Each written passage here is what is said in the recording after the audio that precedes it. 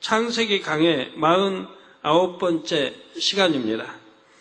지난 시간에 에덴 동산에 대해 말씀드렸습니다.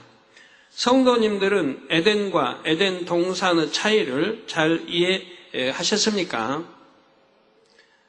많은 분들이 성경을 읽으면서 그 생각 속에 박혀진 그걸 생각하기 때문에 믿음이 축소돼요. 그리고 에덴 동산을 꼭 지구로만 한정하려고 하고요. 그래서 뭐 또 에덴 동산 하니까, 우리는 동산하면 조그맣게 이게, 조그만 범위로 보잖아요. 동산. 오늘 동산에 가서 놀다, 그래서 에덴 동산도 그렇게 생각을 하는데 문제가 있는 거죠. 그 생각 자체가 잘못되었고, 또 왜 지구라고 보는지.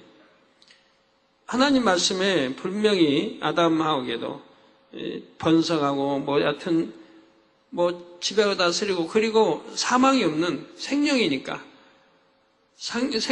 그리고 공해도 없고 죽지, 그러니까 병도 없고, 그러니까 얼마나 잘 낳겠어요. 낳고 하면 금방 퍼질 건데, 지구 이거 채우는 거 금방이에요.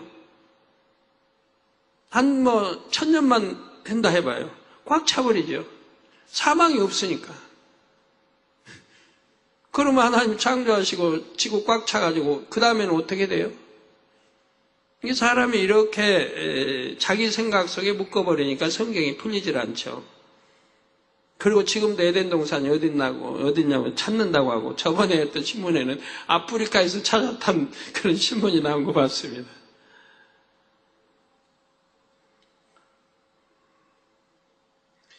이해하기 쉽게 서울과 서울 대공원을 비유들어 보겠습니다. 서울과 서울 대공원은 엄연히 다르지요. 서울 대공원은 공원들 중 하나로 서울이라는 이름을 가졌을 뿐입니다. 서울과 서울 대공원은 면적이 다르고 용도도 다르지요. 이처럼 에덴과 에덴 동산도 확연히 다릅니다. 에덴 동산은 둘째 하늘의 에덴 안에 있는 특별한 공간이지요. 아담과 그의 후손들이 살 수 있도록 하나님께서 조성해 주신 것입니다. 그러니까 아담 하와의 그 이후로 수많은 세월이 흘렀습니다. 그동안 그들은 계속 낳고 번성해 낳고 살아갑니다. 그러면 얼마나 넓어야 되겠어요? 앞으로도 계속 낳고 살아갈 텐데. 그러니까 우리가 제1하늘, 우리가 보는 우리 제1하늘 넓이를 전에 말씀드렸죠. 머리로 계산할 수가 없어요. 은하계만 얼마 많고 우주 공간 얼마나 넓어요. 그런데 제2하늘은 더 넓단 말이에요.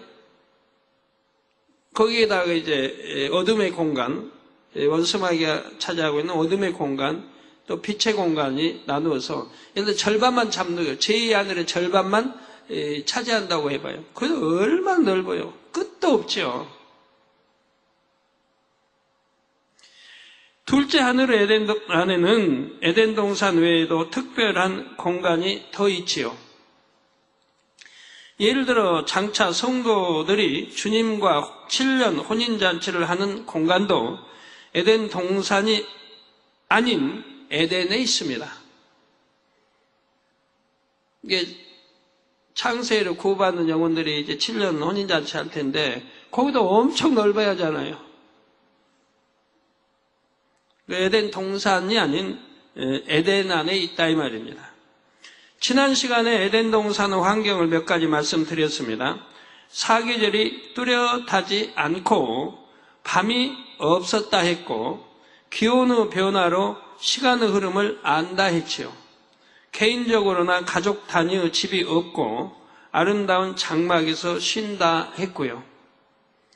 그리고 대부분이 발가벗은 채 생활해도 악이 없기 때문에 아무 문제가 없다 했습니다. 머리끝들만 이제 옷을 입는데, 그 옷이 보니까 꼭 제복 같아요. 그런 옷들을 입었어요. 이 땅에서처럼 화려하게 그런 입을 필요도 없잖아요, 거기는. 희노애락이 없으니까. 그래서 옷이 제복 같은 옷으로 내가 지도자의 위치에 있다 하는 그런 표시가 되죠. 그러면 천국도 악이 전혀 없는 곳인데 왜 천국에서는 옷을 입을까요? 천국은 이 땅에서 인간 경작을 받은 사람들이 가는 곳이기 때문입니다. 옷을 입지 않는다 해서 죄를 지을 리는 없지만 이 땅에서 옷을 입고 지냈던 사람들이므로 천국에서도 옷을 입는 것이 자연스럽지요. 옷을 벗었다 해서 천국에 부끄럽고 그런 건 없어요. 악 자체가 존재하지 않으니까. 원수마귀 사단이 없고. 그렇지만 이 땅에서 옷을 입고 경작을 받았기 때문에 천국에 가서도 옷을 입게 된다 이 말입니다.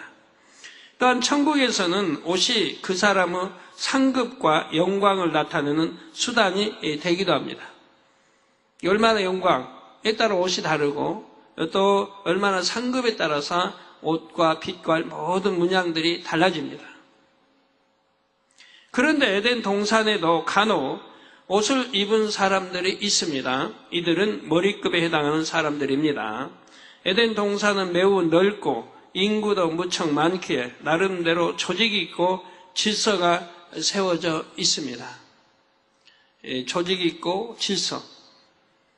영의 질서가 있고 육의 질서가 있어요. 이걸 어겨서도 안 된다 이 말입니다. 하늘나라, 하나님 나라에도 이 영의 질서가 깨지면 안 되죠.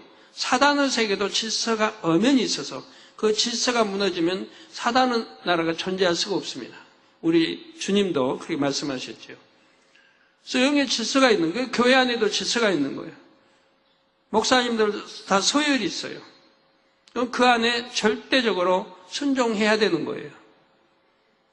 내가 나이가 많다고 해서, 내가 선배라고 해서, 아니 또는 무시하고 내 위치가 이렇다고 무시하고 그 영의 질서를 깨는 것은 하나님이 용서하지 않습니다. 거기다 또 육의 질서가 있어요. 여러분 가정에도 할머니, 할아버지, 부모님이 있고 엄마, 아빠, 뭐 형제, 형, 뭐 동생 다 질서가 있어요. 회사에도 질서가 있고 또 뭐 직분상 질서가 있고 그래서 영의 질서, 육의 질서를 잘 지켜야 하는 것입니다. 이런 걸 어기는 거를 어기는 게 다 죄인 것이라 이 말이에요. 영의 질서를 어기는 것은 하나님의 법도를 어기는 것 같아요.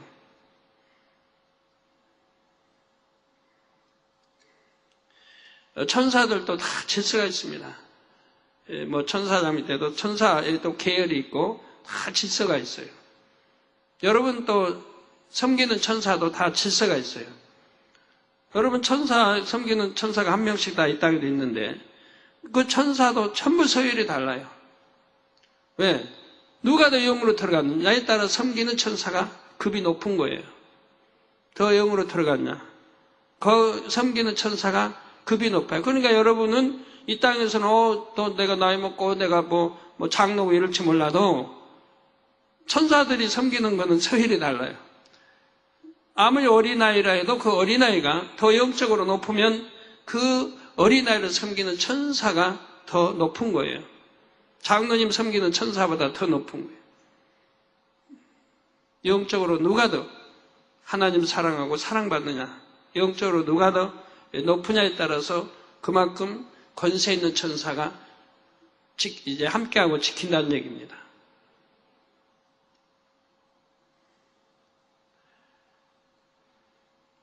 에덴 동산은 매우 넓고 인구도 무척 많게 나름대로 조직이 있고 질서가 또 세워져 있습니다. 일정한 단위로 그룹이 나뉘고 각 그룹마다 머리가 있지요. 그룹에 소속된 사람들은 머리의 지시에 따라 순종하며 조화롭게 살아갑니다.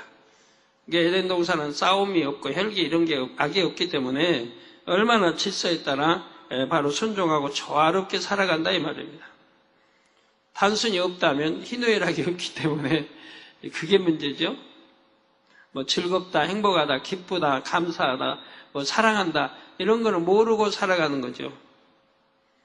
여러분 뭐 짐승들도 그렇잖아요. 짐승의 왕 사자하면 그들이 무슨 이렇게 막 즐겁다, 행복하다, 감사하다, 사랑스럽다. 어느 새끼가 더 사랑스럽고 그런 게 어디 있습니까? 이처럼 머리의 역할을 하는 사람들은 다른 사람들과 구분되도록 옷을 입습니다.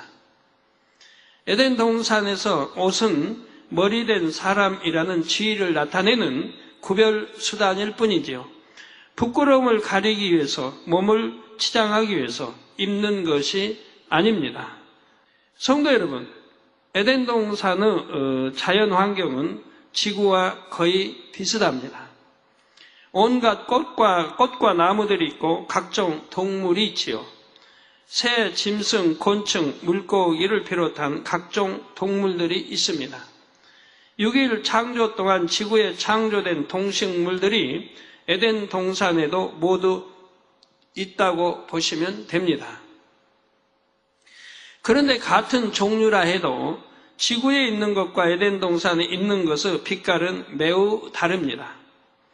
비둘기를 예로 들면 지구에도 에덴 동산에도 흰 비둘기가 있지요. 그런데 같은 흰색이라 해도 그 빛깔이 확연히 다릅니다. 에덴 동산의 흰 비둘기는 눈부시게 밝고 맑은 흰빛이지요.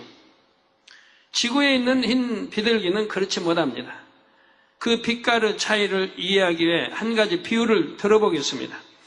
동일한 꽃을 동일한 조건에서 일반 카메라와 HD 고화질 카메라로 촬영했다고 합시다. 이때 어떤 카메라로 촬영한 꽃이 더 예뻐 보일까요? 화면에 HD 고화질 카메라.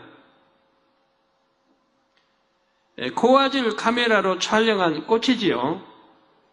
이처럼 에덴 동산 동식물들의 빛깔이 지구의 것들보다 훨씬 곱고 아름답습니다.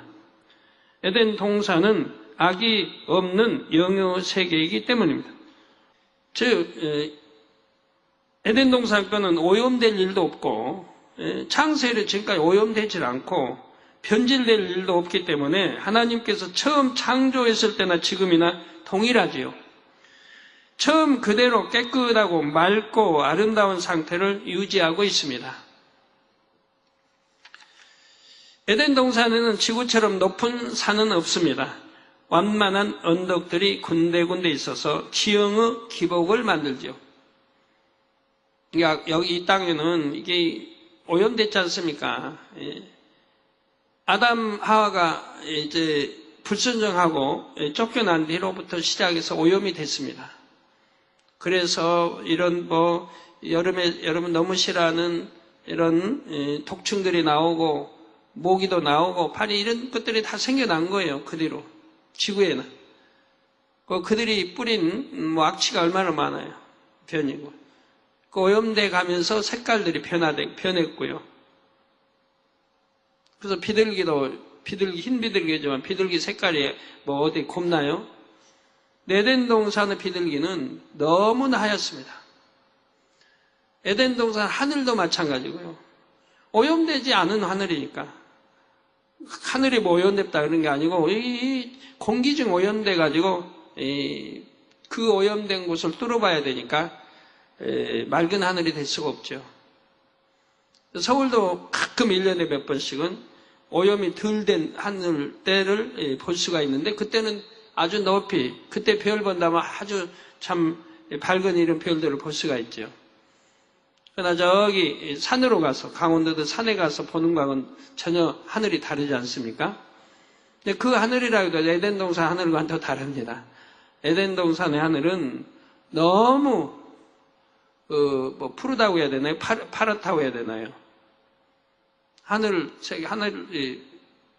파란 하늘 파랗죠? 너무 파란 거예요. 비둘기도 너무 하얗고요. 저는 처음에 보고 깜짝 놀랐어요.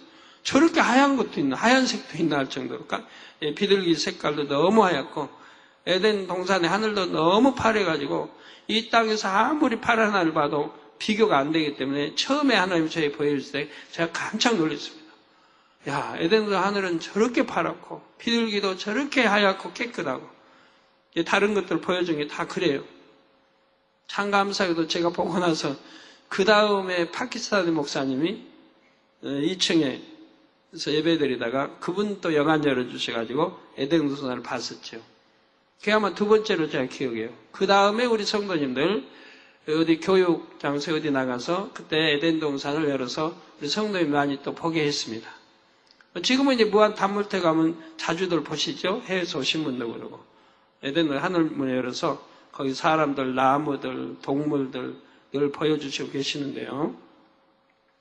에덴 동산 사람들도 이제 가끔 늘 보여주시고 그러는데요. 자, 지구에는 높은 산이 있어서 멋진 경치를 만드는데 에덴 동산은 산이 없으니 경치가 밋밋할까요? 그렇지가 않습니다. 에덴 동산에서는 구름이 멋진 경치를 만들어 줍니다. 다양한 모양으로 시시각각 변하며 아름다운 장면을 연출하지요. 비행기를 타고 가면서 구름을 위에서 내려다 본 적이 있으신지요? 구름이 바다를 이루고 산을 이루며 시시각각 모양을 바꾸기도 하지요. 예, 저 구름이 나옵니다. 자, 얼마나 멋있는지. 위에서 보면 구름이 바다를 이루고 있죠. 예, 참. 저런 모양들을 에덴 동산에서는 저보다 더 아름다운 모양들을 늘 연출이 되고 보고 볼 수 있다는 얘기입니다. 에덴 동산에는 이 땅 구름보다 훨씬 빛나고 예쁜 구름들이 멋진 경관을 만들어내는 것입니다. 제가 세계 다니면서 멋진 구름은 저기에서 많이 봤습니다. 아르헨티나에서 어디 휴양지 거기 가면서 그 펼쳐진 구름들은 정말 너무 멋있어요.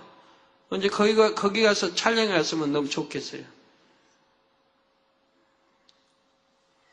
에덴 동산의 환경에 대해서는 앞으로 차차 더 설명해 드리겠습니다.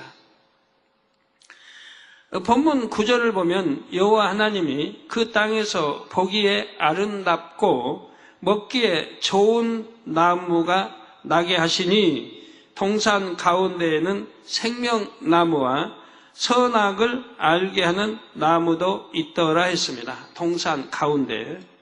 앞서 말씀드렸듯이 에덴 동산에도 지구처럼 수많은 식물들이 있지요. 그 중에는 열매 맺는 과일 나무들도 많습니다.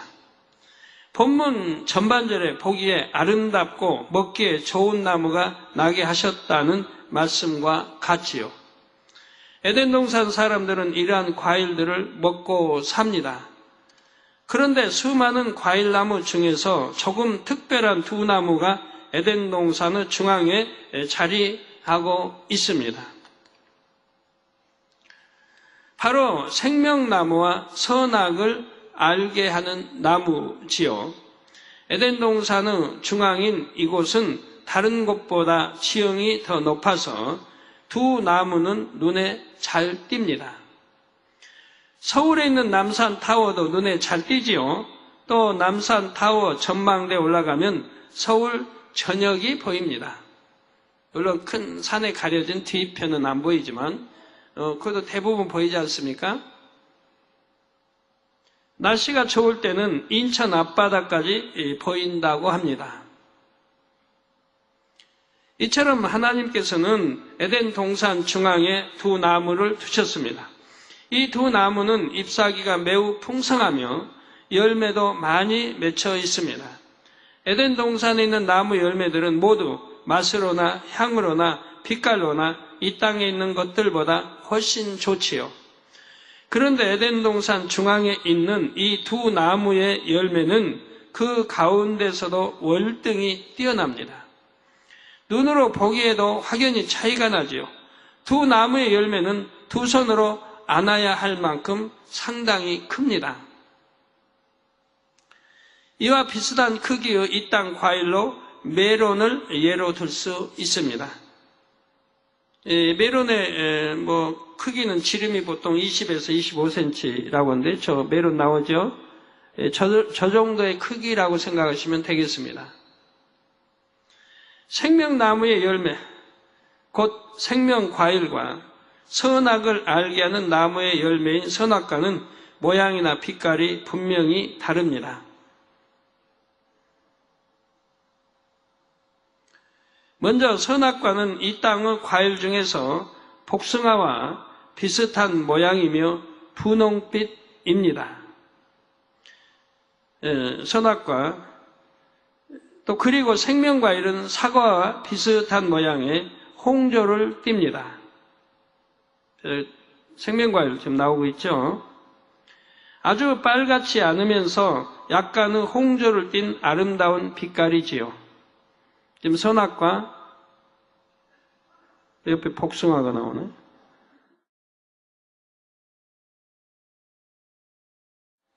예, 또 생명과일, 또 사과. 비교가 잘 되죠. 그런데 생명과일은 에덴 동산뿐만 아니라 천국에도 있습니다. 계시록 2장 7절 후반절에 이기는 그에게는 내가 하나님의 낙원에 있는 생명나무의 과실을 주어 먹게 하리라 했습니다. 에덴 동산 아니고 낙원 지금 말씀하죠. 계시록 22장 2절에서는 새 예루살렘의 생명수 강 좌우에 생명나무가 있어 12가지 실과를 맺되 달마다 그 실과를 맺는다고 했습니다. 생명나무의 종류는 여러 가지임을 알 수 있지요. 새 예루살렘에는 12종류가 있고요. 새 예루살렘의 생명나무에서는 12가지 생명과일 열매가 끊임없이 맺힙니다. 이런 여러 생명과일 중에서 에덴 동산에 있는 것은 모양과 빛깔이 홍조를 띤 사과와 비슷하다는 것입니다.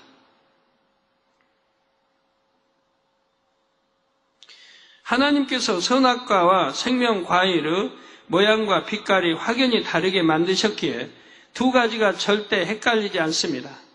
어느 것이 생명과일인지 어느 것이 선악과인지 분명히 알 수가 있죠. 사과하고 아까 복숭아하고 색깔이 완전히 다르죠.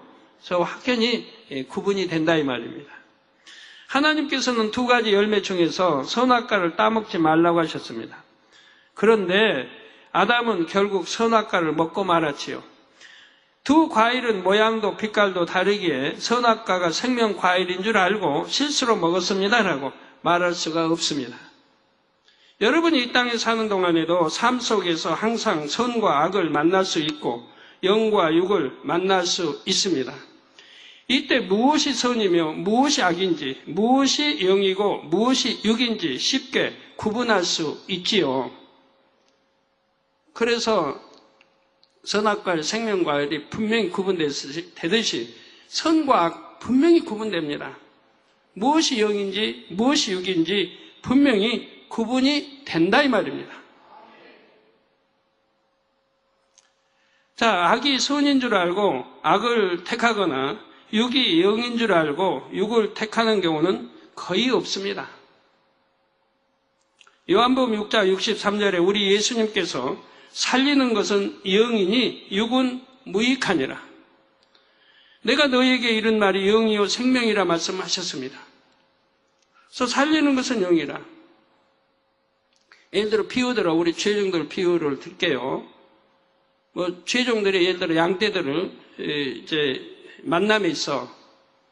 예를 들어 양떼를 죄종이 만난다면 왜 만날까요? 내가 교구장이니까, 내가 지도교사니까 그래서 만날 수 있습니다. 만나되 또 교회 법이 절대로 한 남자가 한 여자와 양떼라도 만나게 돼 있지 않죠.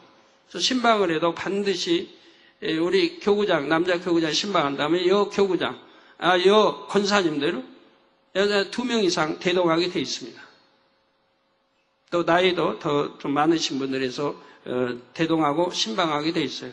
혼자는 절대 여자 가정에 신방 못 가게 돼 있어요. 집사든 누구 가정이라도. 더군다나 성교회는 더 마찬가지고요. 반드시 혼자 여자 신방 갔다면 그건 분명히 음욕을 가지고 미혹하기 위한 나쁜 마음으로 가게 되는 겁니다. 그리 일체 못하게 되어 있는 겁니다. 그리고 또 양떼를 만나면 어떻게 하냐? 어찌하든 믿음 심어주고 영혼이 잘되게 해주고 죄 버리게 해주고 기도하게 해주고 그리고 어떤 천국 좋은 천국 새 삶에 인도하기 위한 그런 만남이 되는 거예요. 신방을 해도 그렇고 그런 목적으로 신방하고 그런 목적으로 상담하고 문제 해결해주고 그런 목적으로 만나는 것이라 이 말입니다. 만남이 있어도. 그런데 그와 반대된 만남. 양떼를 만나서 뭐 극장에 가자 하고 놀러 간다든가 우리 놀러 가자 한다든가 또 명절이니까 뭐 추석이니까 생일이니까 해서 놀러 다닌다든가 이거는 그 양떼를 육으로 인도하는 거예요. 영이 아니라 반대인 사망으로 육으로 인도하는 결과가 되는 거죠. 이거는 절대로 영의 질서도 어기는 거고 하나님의 자녀들을 육으로 빠지게 하는 거. 놀이와 재미와 극장과 뭐 이렇게 빠지게 하는 거. 그래서 점점 하나님과 멀어지게 이렇게 해나가는 그런 결과인 것입니다. 얼마나 엄청난 결과예요. 놀아도 영적으로 놀아야 되는 거예요. 놀아도 노는 게 뭐 늘 노는 겁니까? 하나님도 시큰하고 교육받고 시큰하고 아버지도 하루씩 쉬는 날 주지 않아요? 체육대회도 뭐. 주 안에 놀아도 다 영적으로 노는 거예요.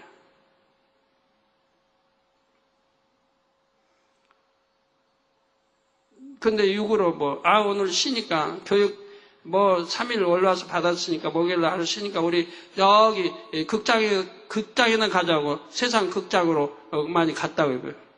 그러면 올라와서 교육받은 게 다 무효지요. 은혜 받고 은혜 다 떨어뜨리게 하는 것이고 그건 있을 수 없는 거죠. 이게 그런 육의 신방, 육의 만남은 절대로 있어서는 아니 되는 거예요. 어찌하든 만났으면 그 영혼을 잘되게 해줘야 되고 믿음도 심어주고 생명도 심어주고 천국 새 삶을 향해 갈 수 있도록 힘을 주고 이렇게 문제 해결해주고 이렇게 만남이 돼야 되는 거라 이 말입니다.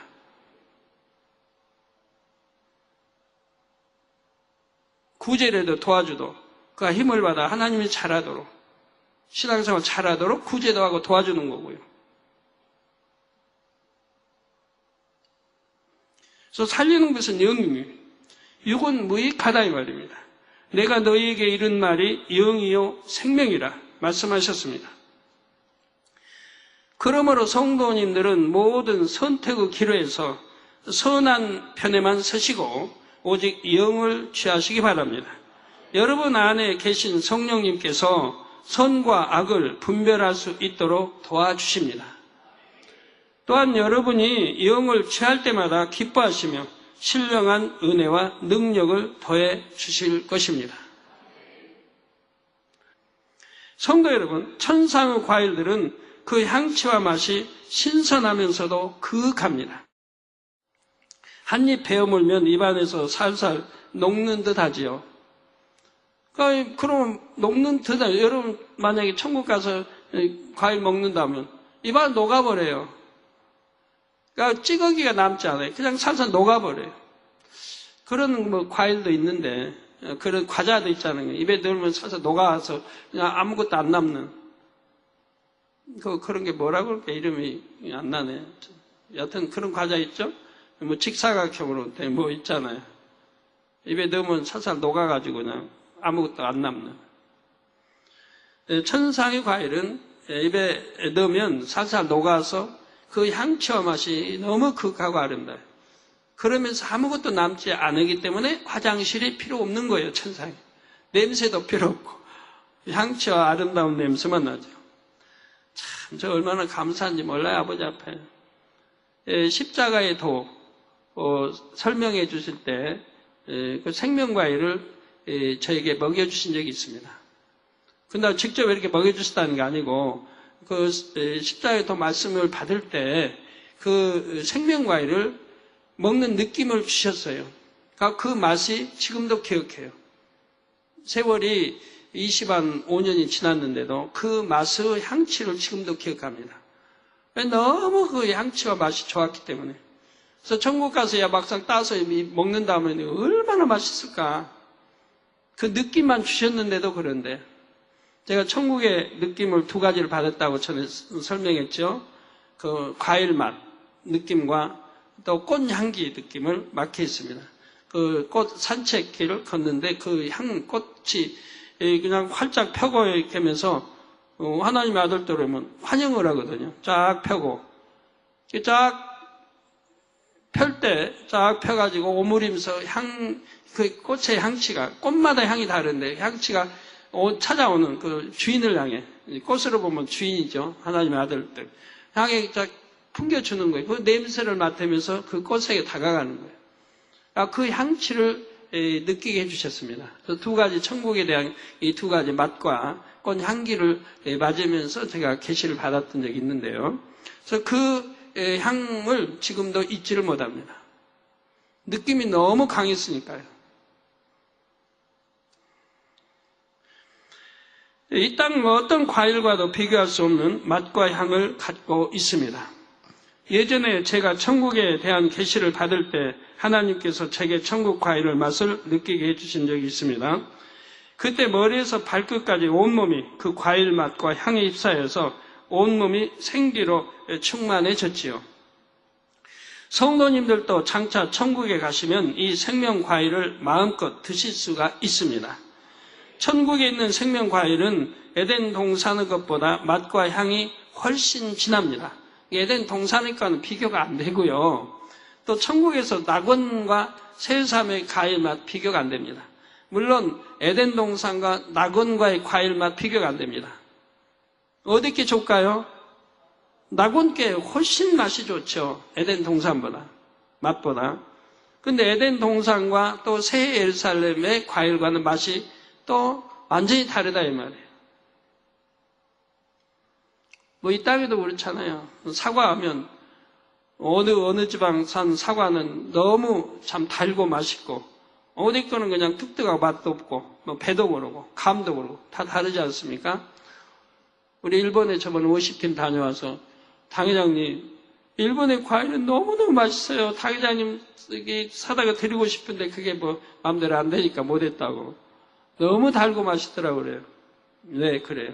이스라엘에 가면요 감이 또 그렇게 답니다. 감이. 다른 거는 단 거 우리 한국보다 더 달다는 거 못 느끼겠는데 감만은 아주 달더라고요. 그래서 이스라엘 가면 감은 참 많이 먹는데. 네, 물론 천국에서도 낙원보다는 새 예루살렘의 생명과일이 훨씬 더 맛있고요. 더구나 새 예루살렘에는 생명과일만도 그 종류가 12가지나 있다 했지요. 그러므로 꼭 새 예루살렘에 들어가 그 맛과 향을 직접 확인하는 모든 성도님들이 되시기를 바랍니다. 이제 본문 10절로 들어가겠습니다. 강이 에덴에서 발원하여 동산을 적시고 거기서부터 갈라져 네 근원이 되었으니라고 했습니다. 이어지는 11절부터 네 강의 이름과 강이 흐르는 지역이 나오지요. 이 네 강의 발원지는 에덴이라 했습니다. 에덴 동산이 아니지요. 에덴에서 발원한 강이 에덴 동산으로 흘렀습니다. 그러면 이 강의 발원지에 있는 물은 어떻게 생겨난 것일까요? 6일 창조 역사 중 둘째 날 지구를 덮고 있던 물 가운데 궁창이 생겼지요. 물은 궁창을 기준으로 궁창 아래물과 궁창 위의 물로 나뉘었습니다. 궁창 아래물은 창조 셋째 날에 지구의 바다를 이룹니다. 그리고 궁창 위의 물은 둘째 하늘로 옮겨졌다 했지요. 바로 이때 둘째 하늘로 옮겨진 물이 에덴의 강을 이루는 근원이 되었습니다. 에덴에서 발원한 강은 에덴 동산을 두루 돌아 흐릅니다. 천국 생명수강이 하나님의 보좌로부터 나와 천국을 두루 돌듯이 에덴 동산에서 두루 돌며 흐르는 강이 생긴 것입니다. 에덴 동산의 자연 환경은 지구와 매우 비슷하여 물이 꼭 필요합니다. 에덴 동산의 동식물은 이 물로 인해 충만함을 입고 생명을 유지할 수 있지요. 에덴 동산에서 살게 될 아담과 그의 후손들에게도 물이 필요했습니다. 그들은 생명의 존재이긴 하지만 흙으로 지어진 몸을 가졌지요. 몸에는 피가 순환합니다. 이것은 그 몸에 물이 필요하다는 의미입니다. 이처럼 에덴 동산에도 물이 필요하기에 하나님께서는 궁창 위의 물을 둘째 하늘로 옮기셨고 에덴의 강 근원이 되게 하셨습니다. 그런데 10절 후반절에 보면 강이 또 거기서부터 갈라져 네 근원이 되었다 했지요. 여기서 거기는 에덴의 강 발원지입니다. 둘째 하늘에 있는 물의 근원지이지요. 이 둘째 하늘로 옮겨진 궁창 위의 물은 에덴 동산 강의 근원지도 되며 네 강의 근원도 된다는 사실입니다. 그러니까 에덴에 이제 물을 하면은 그 양이 말이에요. 이 지구는 뭐 페인이 바다를 덮는 것이지만 그 당시 물은 지구 온통 다 물로 덮였으니까 이 물의 양이 어마어마하죠. 그것이 다 궁창 위로 올라갔다는 얘기예요. 그런데 이 네 강은 에덴 동산이 아닌 지구에 있습니다.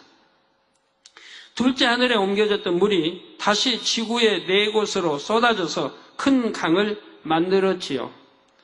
6일 창조 역사 중 넷째 날 이후 지구에 기상현상이 나타났고 육지에 비가 내렸다 했습니다. 그 전에는 지구에 바닷물만 있었고 육지에는 물이 없었지요. 비가 내린 후에야 육지에도 물의 흐름이 생겼습니다. 그렇지만 이때는 많은 물이 흐르는 강은 아직 생기지는 않았다 했지요.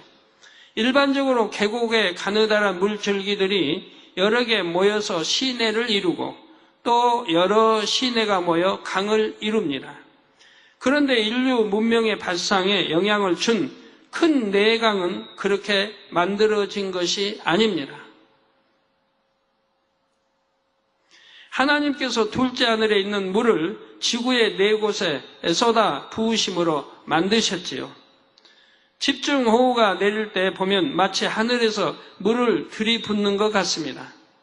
하나님께서는 지구의 네 강을 만드실 때 둘째 하늘의 창을 열어 에덴의 강의 근원된 물이 네 지역으로 쏟아지게 하셨습니다. 이게 하늘의 창이 열려 물이 지금 지구로 쏟아지게 했다 이 말이에요.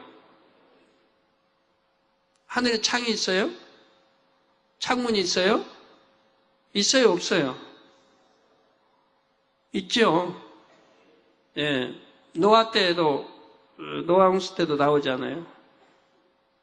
하늘에 창이 열려서 쏟아져서 지구를 덮어버리잖아요. 지구 높은 산까지 다 덮어버리잖아요. 얼마나 많은 양이 내려왔으면 이 지구를 다 덮어버릴까요? 높은 산까지 다. 물로 창일하게 했던 것을 보지 않습니까? 그러니까 얼마나 많은 양이 또 땅 밑에서 솟구쳐 오르고. 이와 같은 일이 또 한 번 성경에 나오지요. 바로 노아 홍수 때에도 하늘의 창들이 열려서 둘째 하늘의 물이 지구에 쏟아졌습니다. 그때는 지구의 저녁에 하늘이 열려 40일간 비가 내렸지요.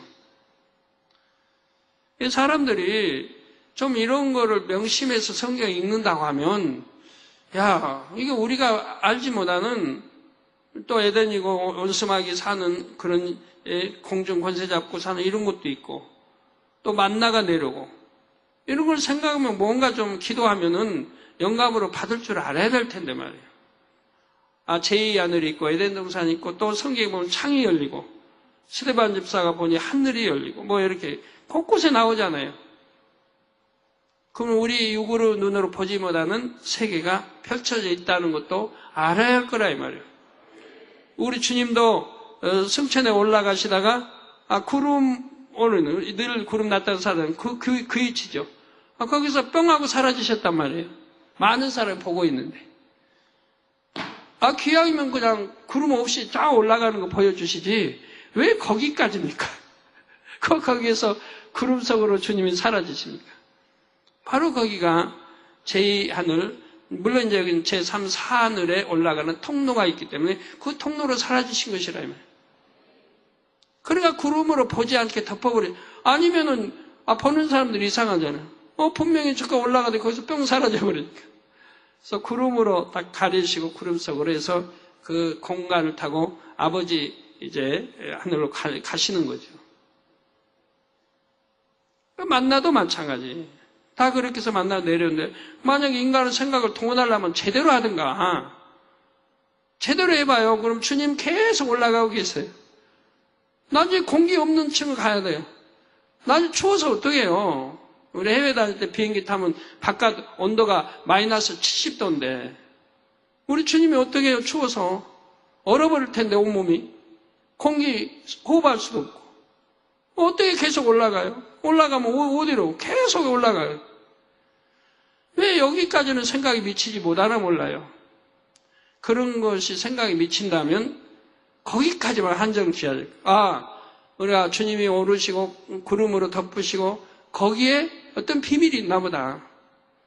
거기서 사라지시는 또 이게 이제 노아우스 때 물들이 이렇게 막 쏟아져 그 많은 물이 쏟아 지구를 덮고 또 출애굽한 백성들이 그 이제 만나를 통해 그렇게 먹고 살고 하는 거 보면 뭔가 있나 보다. 이것 좀은 생각하고 기도해 봐야 할 거 아니에요? 홍해가 갈라졌다. 홍해를 건넌다. 그러면 어떻게 물이 갈라진 사이를 건널 수 있을까? 지금 물은 갈라져 있으면 지금 그 이제 강렬한 동풍 바람이 계속 불고 있다는 건데 바람이 안 불면 물이 또 합쳐버리잖아요. 그럼 계속 불고 있는데 그 강한 바람을 뚫고 어떻게 그 많은 사람이 어떻게 짐승 마차 모든 것이 지나갈 수 있었을까? 좀 이런 것도 생각해 봐야 할 거 아니에요. 근데 이런 거는 전혀 생각 없이 성경 읽고 그냥 다 인간을 동원해가지고 한단 말이에요. 우리 교회는 얼마나 감사합니까? 예? 이런 거 하나하나를 풀어주니. 예, 40일간 비가 내렸죠. 그 결과, 구름도 나타나고 사라지는 거 보여줘. 그 결과 지구의 가장 높은 산까지 물속에 완전히 잠기고 말았습니다. 이에 대해서는 7장에서 다시 자세히 설명드리겠습니다. 그러면 하나님께서는 왜 이처럼 지구에 굳이 4개의 강을 친히 만드셨을까요? 이는 4라는 숫자가 지닌 영적인 의미와 연관이 있습니다. 4는 먼저 고난을 의미합니다. 이스라엘 백성들이 애굽에서 종살이한 횟수가 약 400년이고 출애굽 후 광야 생활한 횟수는 40년이지요. 우리 예수님께서 공생애를 시작하실 때도 40일 금식 기도를 하셨습니다. 다음으로 4는 사람의 수이자 땅의 수입니다. 그래서 땅의 온 지면을 나타낼 때 동서남북으로 사방을 표현하지요. 하나님께서 강을 3개만 만드실 수 있고 7개를 만드실 수도 있습니다. 그런데 4가 땅의 수요 사람의 수이기에 4개를 만드신 것입니다. 아담이 이 땅으로 쫓겨나면서 인간 경작이 시작되면 사람들은 이 4강을 중심으로 번성하지요. 이 4강 유역은 세상 사람들이 말하는 인류 문명의 발상지와도 겹칩니다. 이게 성경에 나오는 지명이 우리 역사상입니다. 인류 역사의 참 세계 문명의 발상지들이라 이 말입니다. 사람이 살아가기 위해서는 물이 절대적으로 필요하죠. 사람이 마시기 위한 것뿐만 아니라 생활 전반에 꼭 필요합니다. 농사를 짓는데도 필수적이죠. 그래서 사람들은 강 주변에 모여들었고 촌이 형성됐으며 점점 그 규모가 커졌습니다. 이처럼 강은 인류에게 있어서 매우 중요한 의미를 지니죠. 하나님께서 이러한 강 넷을 친히 만드심으로 인간 경작을 위한 조건이 이제 모두 갖춰졌다고 볼 수가 있습니다. 그런데 이 강들은 하나님께서 처음 만드셨을 때의 모습에서 많이 변형되었습니다. 수많은 세월의 흐름 속에서 지형이 변하면서 강의 위치도 달라졌죠. 그러니까 그 수많은 세월, 수백 년, 수천 년, 그 수많은 세월 속에서 강의 위치도 달라졌다, 이 말이에요. 우리 중국에 가면 이제, 중국에 가면, 그 무슨 강? 예? 황하강? 그 황하도, 그 중국 워낙 넓은데 이렇게 그 강 길이도 아주 굉장히 또 강도 크고 폭도. 이 황하강 하류들이 지형이 늘 바뀌는 거예요. 어느 때는 동네가 있다가 어느 때는 동네가 사라져요. 지형이 바뀌어요. 물줄기가 지형이 바뀌어가지고. 이게 지형도 이제 많은 세월을 통해 늘 바뀌는 거예요. 그런데 얼마나 많은 세월 동안에 바뀌었겠습니까? 현존하는 강의 이름과 같다 하여 강의 위치와 모습도 지금과 같다고 여겨서는 안 됩니다. 이것을 고려하지 않고 성경을 문자적 그대로 해석하여 현재 지구에서 그 강을 찾고자 한다면 자칫 오류가 생길 수도 있습니다. 하나님께서 이 네 강을 만드신 때는 지금으로부터 아주 오래 전이기 때문입니다. 어마어마한 세월이 흘렀다 이 말입니다. 지구 나이가 예를 들어 45년, 45억 년, 50억 년 한다면 그가 비교가 안 돼요. 아버지 지구가 물로 덮으신 이 세월은 훨씬 이전으로 거슬러 올라가야 되니까요. 하나님께서는 흙으로 아담을 지으시고 에덴 동산에 이끌어 들이신 후 지구에 이 네 강을 만드셨습니다. 아담은 에덴 동산에서 자손을 낳으며 셀 수 없이 오랜 세월을 지냈지요. 따라서 이 네 강의 역사도 무척 오래됐음을 기억해 주시기를 바랍니다. 다음 시간부터 네 강의 이름에 담긴 영적인 의미와 대략적인 위치를 말씀드리겠습니다. 다음 주는 제가 에스토니아 가고 그 다음 주에 와서 선교 보고를 할지 아니면 창세기 강의를 할지는 이제 봐야 알겠지만 굉장히 어렵습니다. 다음에 전할 말씀은 이 네 강의 이거는 좀 어려워요. 결론을 말씀드립니다. 사랑하는 성도 여러분. 오늘은 에덴 동산 환경과 동산 중앙의 두 과일 그리고 에덴에서 발원한 강을 말씀드렸습니다. 에덴에서 발원한 강은 에덴 동산을 두루 적시고 흐르며 그곳의 동식물들에게 생명과 충만함을 줍니다. 또한 에덴의 강 발원지의 물은 지구의 네 곳에도 쏟아져서 큰 강을 만들었다 했지요. 강은 인간이 살아가는데 필수적인 물을 공급해 줍니다. 그래서 사람들은 강 유역에 모여들었고 문명을 발달시켰습니다. 하나님께서는 이처럼 사람에게 필수적인 물을 얻을 수 있는 강을 친히 지구의 네 곳에 만들어 주셨지요. 사람은 육으로 물을 떠나 살 수 없듯이 영으로도 물을 떠나서는 살 수가 없습니다. 영적인 물인 하나님의 말씀 안에 있어야 참으로 복된 사람이 될 수가 있지요. 시편 1편 3절에는 하나님의 말씀을 즐거이 주야로 묵상하는 사람이 받는 복에 대해 다음과 같이 말씀하셨습니다. 저는 시냇가에 심은 나무가 시절을 쫓아 과실을 맺으며 그 잎사귀가 마르지 아니함 같으니 그 행사가 다 형통하리로다. 거듭의 2010년 이제 육적으로도 추수의 계절이 되었습니다. 성도님들의 삶에는 어떤 과실이 맺혔으며 삶이 얼마나 윤택해졌는지요. 범사에 얼마나 형통한 복을 받고 있습니까? 몸과 마음이 늘 하나님의 말씀 안에 거한 분들은 분명 많은 열매를 맺으며 범사가 형통할 것입니다. 이제후로 더 많은 성도님들이 복 있는 사람이 되어 아름답고 온전한 열매로 영광 돌리시기를 주님의 이름으로 축원합니다.